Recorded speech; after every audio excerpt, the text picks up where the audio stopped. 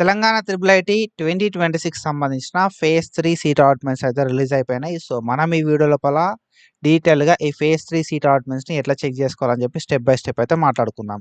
కాబట్టి ఈ వీడియోని ఎక్కడ కూడా స్కిప్ చేయకుండా చూడుర్రి. అండ్ మీరు ఒకవేళ మన ఛానల్ కొత్త వస్తే పక్కా సబ్స్క్రైబ్ చేసుకొని మీ ఫ్రెండ్స్ అందరికీ ఈ వీడియోని షేర్ చేయండి. మనం ప్రీవియస్‌గా తెలంగాణ త్రిబుల్ ఐటీకి సంబంధించి చాలా వీడియోస్ చేసుకున్నాం. అండ్ ఫర్దర్‌గా ఏ అప్డేట్స్ వచ్చినా వీడియోస్ చేసుకుంటాం కాబట్టి సబ్స్క్రైబ్ చేసుకొని అసలే మర్చిపోకుర్రి. ఓకేనా? సో, ఎవరికైతే ఫేజ్ 1 లోపల ఎవరికైతే ఫేజ్ 3 లోపల సీట్ వచ్చిందో వాళ్ళైతే డెఫినిట్‌గా ఎప్పటివరకు రిపోర్టింగ్‌కి టైం ఉందని చెప్పండి. సో, కింద కామెంట్ సెక్షన్ లోపల. సో దట్ మనోళ్ళకి కూడా మస్తు అయితే హెల్ప్ అవుతది అన్నట్టు. ఓకేనా? సో, మనకు అఫీషియల్ వెబ్‌సైట్ ఇది. ఈ అఫీషియల్ వెబ్‌సైట్‌కి అయితే మనం రావాల్సి ఉంటుంది ఫస్ట్‌లీ. అఫీషియల్ వెబ్‌సైట్‌కి వచ్చిన తర్వాత కొంచెం కిందికి స్క్రోల్ డౌన్ చేస్తే యూజీ అడ్మిషన్స్ 2026 అని చెప్పి ఉంటదన్నమాట మనకిక్కడ. ఓకేనా? యూజీ అడ్మిషన్స్ 2026 ఓపెన్ అని చెప్పి ఉంటది. సో, ఈ లింక్ మీద మనం క్లిక్ చేయాలి. ఈ పోస్టర్ మీద క్లిక్ చేయాల్సి ఉంటది అన్నట్టు.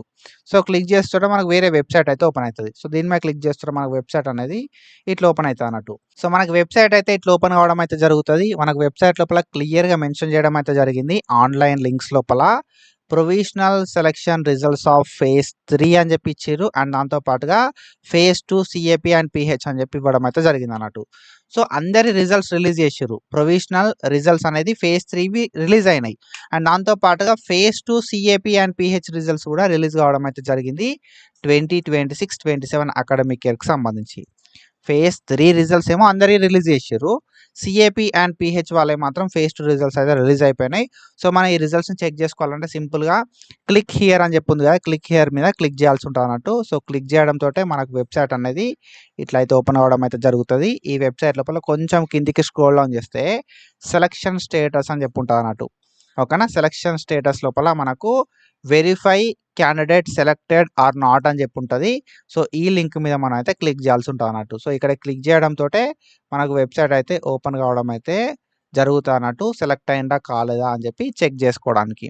ఓకేనా? సో, ఇట్లా క్లిక్ చేయాల్సి ఉంటది. క్లిక్ చేయడంతోటే మనకు వెబ్‌సైట్ అయితే ఇట్లా ఓపెన్ అయితది. మన అప్లికేషన్ ఐడీ అడుగుతది. మన అప్లికేషన్ ఐడీ ఇవ్వాల్సి ఉంటది. దాని తర్వాత క్యాండిడేట్‌కి సంబంధించిన డేట్ ఆఫ్ బర్త్ అయితే అడుగుతది. Application ID and candidate date of birth ఇచ్చి వ్యూ స్టేటస్ అని చెప్పి క్లిక్ చేయాలి. సో, ఇట్లా క్లిక్ చేయడంతోటే మనకు సీట్ వచ్చిందా రాలేదా, సెలెక్ట్ అయినమా కాలేదా అని చెప్పి చూపెట్టడం అయితే జరుగుతది. ఆర్‌జీయూకేటీ బాసరా సెలెక్టెడ్ క్యాండిడేట్స్ లోపల. ఓకేనా?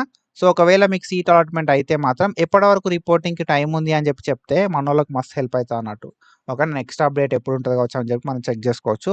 సో, ఎప్పుడున్నది అని చెప్పి రిపోర్టింగ్‌కి టైం అని చెప్పి కింద కామెంట్ చేయిరి. అండ్ మనం ఫర్దర్ ఏ అప్డేట్ వచ్చినా వీడియోస్ చేసుకుంటాం కాబట్టి పక్కాగా సబ్స్క్రైబ్ చేసుకోరి. ఓకేనా? ఏ అప్డేట్ కూడా మిస్ అవ్వరు మీరు సబ్స్క్రైబ్ చేసుకుంటే. And do follow us for more content. Thank you so much. Signing of.